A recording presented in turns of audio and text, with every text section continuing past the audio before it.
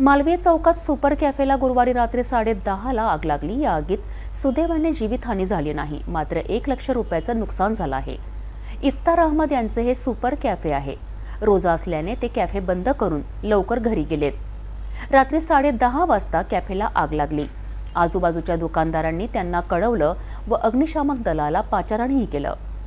मालवीय चौक येथे असलेल्या सुपर कॅफेला रात्री 10:30 वाजता आग लागली। या आगीत जवळपास लाख रुपयांचं नुकसान झालंय। इफ्तार अहमद याचं हे सुपर कॅफे आहे। रोजा सुरू असल्याने रात्री 8 वाजताच्या सुमारास सुपर कॅफे बंद करून इफ्तार अहमद लवकर घरी गेले। रात्री 10:30 वाजता एका व्यक्तीने आग लागल्याचे कळवलं व अग्निशामक दलालाही पाचारण केलं। इफ्तार अहमद यांनी आपल्या दुकानाकडे धाव घेतली, परंतु तेवढ्यात अग्निशामक दलाकडून आग विझवण्यात आली होती।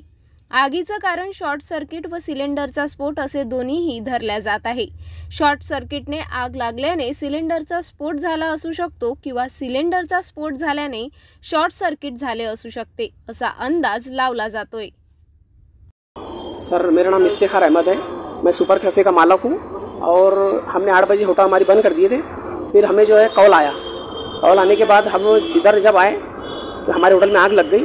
तो जब यहाँ आए तो फायर डिपार्टमेंट के लोगों ने आग बुझा दिए थे। आग बुझा दी वो हमको पता नहीं। हम जब यहाँ आए तो वो आग बुझ चुकी थी। शॉर्ट सर्किट से आग लगी हमारे होटल में। आप शॉप बंद करके कितने बजे गए? शॉप बंद करके 8 बजे। 10 बजे के करीब में कॉल आया हमको, 9:30-10 बजे के करीब में। तो क्या क्या कारण हो सकता है जैसे बर्ड्स लग गया? क्या होगा? वो शॉर्ट सर्किट है, कारण यही है उसी का। अभी पुलिस वाले सर ने अभी वेरीफाई कर गए अभी पंचनामा। सिलेंडर का स्फोट होगा? हाँ, स्फोट होगा उसके अलावा उसमें शॉर्ट सर्किट हुआ।